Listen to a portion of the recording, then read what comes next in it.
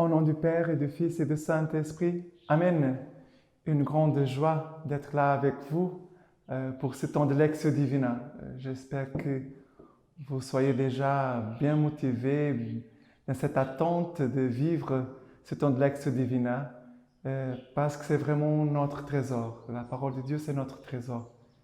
De connaître le Christ et connaître sa parole, sinon nous ne connaissons pas. Ce chemin de Lectio Divina, c'est pour nous permettre d'entrer en contact avec le Christ par sa parole. Parce que c'est temps vraiment d'écouter le Seigneur, de prendre le temps d'écouter, d'apprendre à écouter. Nous avons souvent du mal à écouter.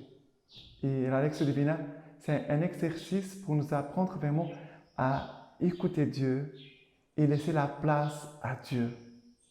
Voilà, c'est très important. Voilà, on va travailler la Lectio Divina. Je me présente, je suis Père Jean de la communauté Semence du Verbe, prêtre missionnaire ici à Ouabbala, Cameroun.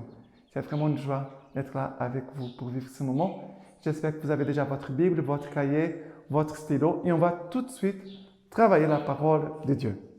Alors aujourd'hui, c'est le 19 septembre, samedi 19 septembre et la première lecture c'est 1 Corinthiens chapitre 15, versets 35 à 37, 42 à 49.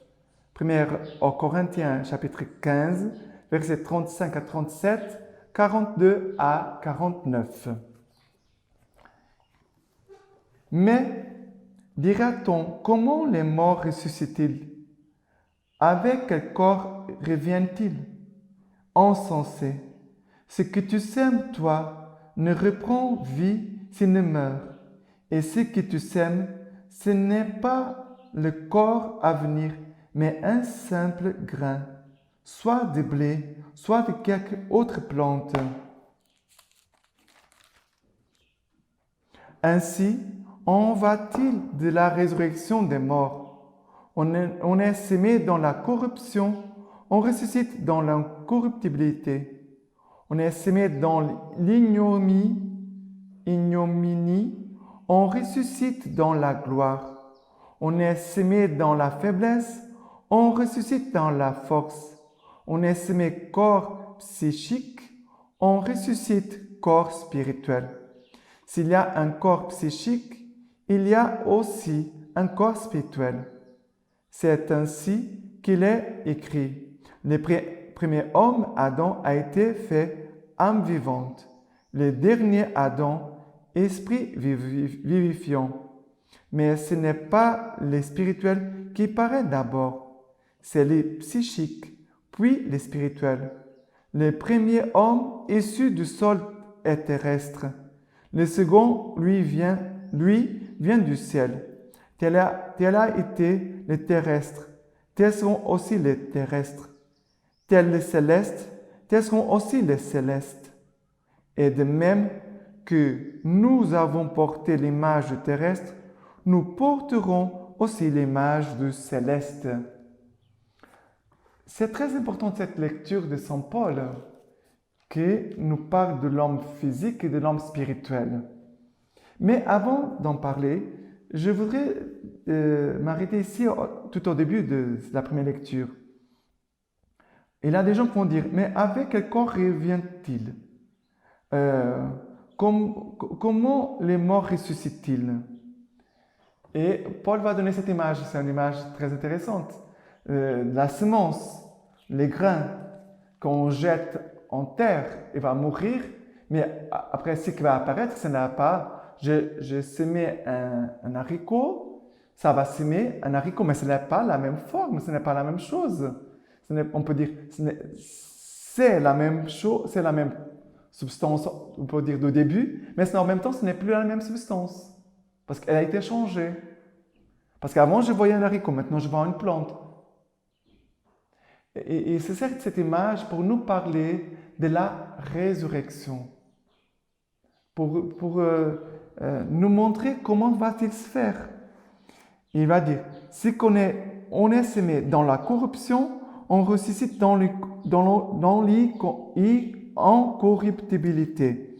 On est semé dans l'ignominie, on ressuscite dans la gloire. on est semé dans la faiblesse, on ressuscite dans la force. Ça veut dire notre corps meurt physiquement, mais nous allons avoir un corps glorieux, un corps ressuscité. Comme Jésus, quand il est ressuscité, ses amis, ses apôtres ne l'ont pas reconnu tout de suite, n'ont pas reconnu. Même Marie-Madeleine, qui pleurait à l'entrée du tombeau, Jésus l'est apparu et elle ne va pas le reconnaître. Elle va dire, mais c'est toi qui l'as caché des mois où tu l'as mis. Elle croyait que c'était les jardiniers. C'était le même Jésus, mais en même temps, ce n'était pas maintenant que son corps, on peut dire, physique, matériellement parlant, c'est son corps glorieux, son corps ressuscité. Et pour nous, c'est la même chose. Et Paul dit, d'abord, nous sommes corps physique et on ressuscite corps spirituel. Mais c'est vrai que dans notre vie humaine, nous sommes physiques, mais nous sommes aussi spirituels. Et souvent, les gens ont le souci du physique, n'ont pas le souci du spirituel. Or, alors, on prend soin du physique, on ne prend pas soin du spirituel. Et si on ne nourrit pas notre âme, si on ne nourrit pas notre vie spirituelle, nous allons vivre dans la chair. Nos réactions seront charnelles, ne seront pas spirituelles. Les spirituels, ce n'est pas naturel en nous. Comme dit ici, d'abord, c'est le premier Adam, le premier homme, Adam, a été fait âme vivifiante. Le dernier Adam, esprit vivifiant. Ça veut dire, nous sommes chair, nous sommes aussi corps, âme, esprit. Ça veut dire, nous avons notre corps et dans notre âme, il y a, on peut dire, une partie qu'on dit que c'est la fine pointe de notre âme que nous appelons esprit. Ce n'est pas l'esprit comme quelque chose qui plane partout dans le monde. Non, c'est notre âme. L'esprit, c'est la partie plus haute de notre âme. Quand l'Esprit Saint vient, il vient dans cette partie. Quand l'Esprit Saint vient nous parler, nous éclairer, il vient dans cette partie de notre âme. L'Esprit Saint, il vient dans notre être spirituel. Mais si la personne ne se rend pas compte qu'elle est spirituelle, qu'elle a une vie spirituelle, qu'elle a une âme qui est éternelle et que notre corps est aussi appelé à la résurrection et à la vie éternelle, la personne ne va pas vivre d'une façon spirituelle, elle va vivre d'une façon charnelle. C'est pour cela que c'est important. La lecture divine, c'est pour nourrir notre vie spirituelle. Les sacrements, la confession, l'Eucharistie, c'est pour nourrir notre vie spirituelle. La vie de prière, c'est pour nourrir notre vie spirituelle. Un accompagnement spirituel, avoir un accompagnateur, un accompagnement spirituel, c'est très important pour nous montrer exactement que peut-être nous sommes en train de réagir d'une façon seulement charnelle, humaine, et que nous devons changer, que nous devons entrer dans la façon de vivre du Christ. Et cela, nous appelons la vie spirituelle. De penser comme le Christ, de vivre comme le Christ, sentir comme le Christ, agir comme le Christ. Utiliser notre corps comme le Christ. C'est très important, très très important. Et après, il dit, et de même que nous avons porté l'image du terrestre, nous porterons aussi l'image du céleste. Ça veut dire, nous sommes appelés aussi à être un jour comme le Christ ressuscité dans la gloire du Père. C'est très important. Ce qui est important de retenir, c'est nous sommes physiques, charnels, mais nous sommes aussi spirituels. Et on doit, bien sûr, on ne méprise pas notre corps comme c'était rien, parce qu'il y a parfois des personnes qui sont comme ça, ils méprisent notre corps, parce que ce qui compte, c'est le spirituel. Non, les deux. Mais le plus important, c'est le spirituel.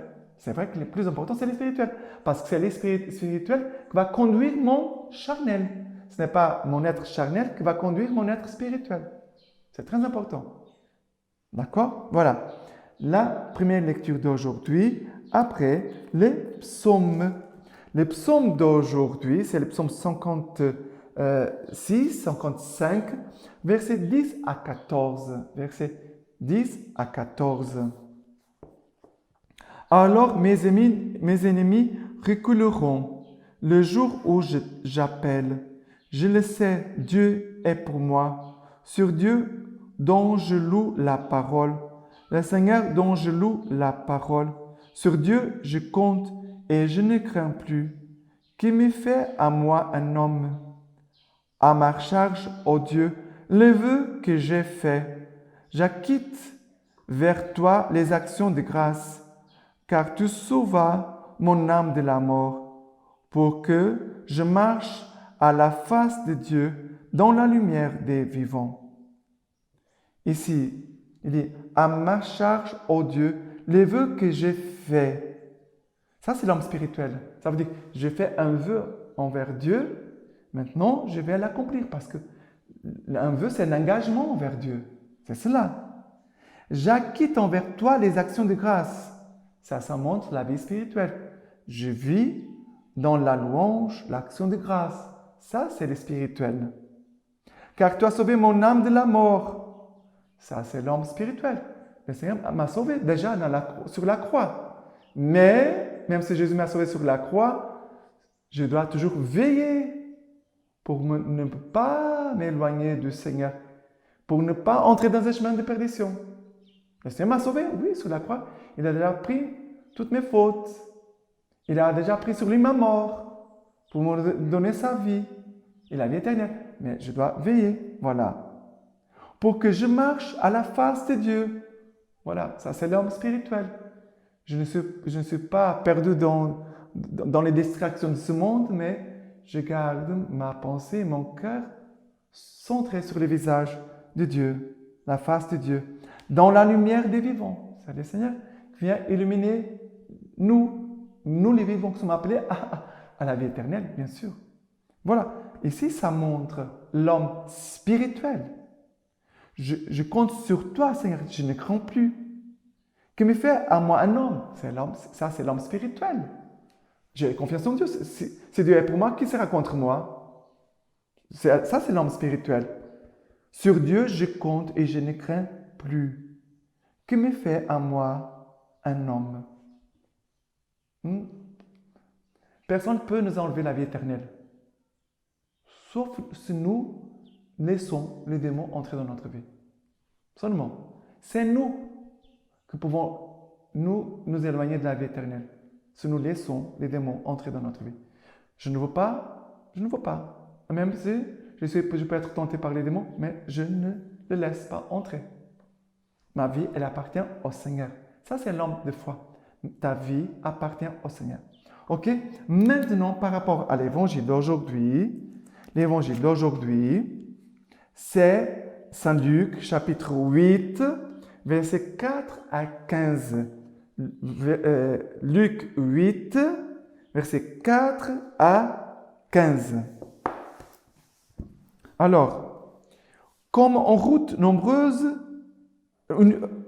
une foule nombreuse s'est rassemblée et que de toutes les villes on s'acheminait vers lui, il dit par parabole, le semeur est sorti pour semer sa semence. Et comme il semait, une partie du grain est tombée au bord du chemin. Elle a été foulée aux pieds et les oiseaux du ciel ont tout mangé. Une autre est tombée sur le roc et après avoir poussé, elle s'est desséchée, faute d'humidité. Une autre est tombée au milieu des épines et poussant avec elle, les épines l'ont étouffée.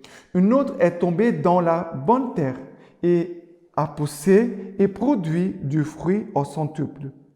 Et se disant, il s'écriait, entende qui a des oreilles pour entendre. Ses disciples lui demandaient ce qui pouvait bien signifier cette parabole. Il dit, à vous, il a été donné de connaître le mystère du royaume de Dieu, mais pour les autres, c'est une parabole afin qu'ils voient sans voir et entendent sans comprendre. Voici donc ce que signifie la parabole. La semence, c'est la parole de Dieu. Ceux qui sont au bord du chemin sont ceux qui ont entendu. Puis vient le diable qui enlève la parole de leur cœur, de peur qu'ils ne croient et soient sauvés. Ceux qui sont sur le roc sont ceux qui accueillent la parole avec joie quand ils ont entendu. Mais ceux-là n'ont pas de racines. Ils ne croient que pour un moment. Et au moment de l'épreuve, ils font défection. Ce qui est tombé dans les épines, ce sont ceux qui ont entendu. Mais en cours de route, les soucis, la richesse et les plaisirs de la vie les étouffent. Et ils n'arrivent pas à la maturité. Et ce qui est dans la bonne terre, ce sont ceux qui, ayant entendu la parole avec un cœur noble et généreux, la retiennent et portent du fruit par leur constance. On peut retenir cette phrase. La semence, c'est la parole de Dieu. La semence, c'est la parole de Dieu. La semence, c'est cette parole de Dieu que tu viens d'écouter, que nous venons d'écouter, que je viens d'écouter. Cette parole, cette semence, c'est la parole de Dieu que Dieu est en train de jeter dans notre champ, dans notre cœur. Et en chacun de nous, il peut avoir ce bord de route, il peut avoir des pierres, il peut avoir des ronces, et aussi la bonne terre. Mais on peut se dire, voilà, je suis comme ça, il y a un peu de tout en moi, et bon, je vais laisser comme ça. Non, non, ça ce n'est pas de Dieu. Nous sommes tous appelés à devenir bonne terre. Une bonne terre. Et même une terre où il y a des ronces et des épines peut devenir une bonne terre. Nous avons ici un petit jardin et j'arrache les ronces, les herbes, tout ça, j'enlève les pierres et là où les gens me disaient ça ne va rien donner, maintenant ça pousse beaucoup de choses. Ça dépend du travail, de notre travail, bien sûr, et de la qualité de la semence. Mais la semence, dans ce cas, elle est toujours très bonne, très puissante parce que c'est la parole de Dieu. Maintenant, ici, Jésus va donner l'explication de la parabole en disant, ceux qui sont au bord du chemin sont ceux qui écoutent la parole, puis vient le diable et enlève la parole qui est dans leur cœur. Ça veut dire, la parole est tombée, mais tout de suite, quelqu'un l'a enlevée. Ça veut dire que la personne n'a pas gardé la parole. La personne n'a pas gardé la parole. Il faut qu'elle entre dans la terre. Il faut qu'on la garde. Mais si on ne retient rien, si on n'écoute rien, la parole est au bord du chemin. C'est pour ça que la Lectio Divina nous aide à travers cet exercice d'écouter la parole de Dieu, la retenir, la garder et la vivre, bien sûr, et la vivre. Après, il dit, ceux qui sont sur le roc, les semences qui sont sur le roc, sont ceux qui accueillent la parole avec joie. Ils ont entendu la parole. Mais, par manque de racines, ils croient que pour un moment, et au moment de l'épreuve, ils laissent tout tomber. Ça veut dire la foi, ici ça concerne la foi, la persévérance. Ça veut dire quand il y a des épreuves, après on abandonne. On abandonne tout. J'abandonne la prière, j'abandonne l'Eucharistie, j'abandonne la messe, j'abandonne la confession, j'abandonne la lecture divine, j'abandonne tout. Au moment de l'épreuve, ils laissent tout tomber. Ce sont des gens qui manquent de racines. C'est pour cela que, regardez, la sainteté, c'est la fidélité. La fidélité, c'est la persévérance. Ça commence par la fidélité, la sainteté, par la persévérance, par la fidélité. Après, il y a ceux qui entendent la parole, mais qui tombent dans les épines. Ce sont ceux qui ont entendu la parole, mais les soucis, la richesse, les plaisirs de la vie l'étouffent. Ça veut dire que je suis centré sur moi. Regardez, la deuxième, c'est les pierres, sont les épreuves. Et on laisse tomber la foi, on peut dire comme ça. Ils reçoivent avec joie, mais quand il y a des épreuves, laisse tomber. ici sont des gens qui écoutent la parole, mais leur intérêt, ce n'est pas la parole, ce n'est pas Dieu, ce n'est pas la vie spirituelle dont nous avons parlé, la vie psychique ou la vie spirituelle. Leur souci, ce n'est pas la vie spirituelle, c'est la vie psychique. Alors le souci, la richesse, les plaisirs de la vie, moi et moi. Et après, ils laissent la semence étouffée et elle n'arrive pas à la maturité. Elle n'arrive pas à la maturité. Notre foi, elle est appelée à mûrir. Elle doit grandir dans cette maturité. Comme les semences qu'on jette en terre qui après vont produire des fruits. C'est comme ça notre vie spirituelle. N'arrive pas à la maturité, dit ici l'Évangile au verset 14. Alors, et après il dit, ceux qui est tombé dans la bonne terre sont ceux qui ont entendu la parole avec un cœur noble et généreux. Qui est ce cœur noble et généreux? C'est la Vierge Marie. Hein? C'est la Vierge Marie qui nous apprend à écouter la parole, à la recevoir. C'est pour ça qu'avant de commencer la lecture divina, quand tu l'as fait tout seul, tu dois toujours prier la Vierge Marie. D'accord? Et même avant d'écouter la lecture divina avec moi, tu dois toujours prier la Vierge Marie pour demander son cœur. Et après, il dit que ceux qui vont la retenir, ils portent du fruit par leur constance. Et portent du fruit par leur constance. Voilà. Mais qu'est-ce qui se passe? Le semeur est sorti pour semer. Il est sorti pour semer sa semence. Et Jésus a fait cela. Il est sorti du Père pour venir nous rencontrer. Comme en ce moment, Jésus vient nous rencontrer à chacun de nous. Mais aussi, nous, à notre tour, nous sommes appelés aussi à devenir des semeurs, des missionnaires. Le Seigneur compte sur chacun de nous. Hier, j'ai dit une chose que ce n'était pas juste. J'ai parlé que c'était la fête de Saint Robert Bellarmine, si je ne me trompe pas. Pardon, Saint Janvier.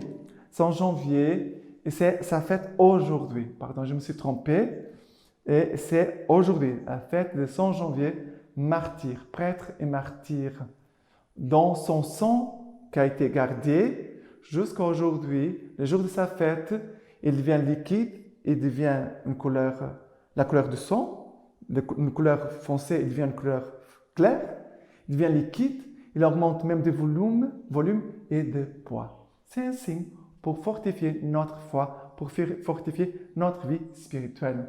Le Seigneur nous donne des signes, non pas seulement pour qu'on soit étonné, mais pour nous faire avancer dans notre vie spirituelle, dans notre union envers Jésus et dans notre engagement envers l'Église et les frères et sœurs. Voilà. Et maintenant, la parole de Dieu, la lecture patristique de Saint Augustin, homilie sur les pasteurs. Prépare-toi à l'épreuve. C'est vrai que pour un homme spirituel, les épreuves font partie de notre chemin et pour notre croissance. C'est normal. Ce n'est pas Dieu s'est fâché contre moi, Dieu ne m'écoute pas. Non. Les épreuves sont là pour nous faire grandir dans la foi. D'accord? Et alors, il dit comme ça, Saint Augustin, parfaitement, il flagelle, en parlant de Dieu, tous ses fils, comme il a flagellé son Fils unique. Les fils uniques nés de la substance du Père, égal au Père dans la condition de Dieu. Les verbes par qui tu s'es fait n'avaient pas en lui de quoi être flagellés. Mais certes, pour que les faibles ne défaillent pas devant les tentations à venir, il ne faut ni tromper par un faux espoir, ni briser par la terreur. Dis-lui, prépare ton âme à la tentation. Prépare ton âme à la tentation. Annoncer et prédire les souffrances à venir, cela fortifie les faibles. Lorsqu'il en est trop effrayé et terrifié, lorsque tu promets la miséricorde de Dieu, non en ce que les tentations manqueront, mais en ce que Dieu ne permet pas que l'on soit tenté au-dessus de ses forces. C'est là bander les membres brisés. car il y a des gens qui, lorsqu'on leur annonce des épreuves à venir, renforcent leur armement et ont soif de ces épreuves comme de leur boisson favorite. Ils font peu de cas pour eux-mêmes du remède proposé aux fidèles, mais ils ambitionnent la gloire des martyrs. Il y en a d'autres qui, en apprenant que des tentations vont nécessairement leur advenir, ces tentations qui adviennent précisément aux chrétiens et que l'on n'éprouve que si l'on veut être vraiment chrétien. Ceux-là, quand approche de telles tentations, sont brisés et trébuchent. N'aie pas peur. Celui en qui tu as cru ne t'abandonne pas dans les tentations. N'aie pas peur. Celui en qui tu as cru ne t'abandonne pas dans les tentations. Et maintenant, je laisse la bénédiction du Seigneur pour chacun de vous et vos familles. Que le Dieu Tout-Puissant, riche en miséricorde, vous donne sa bénédiction.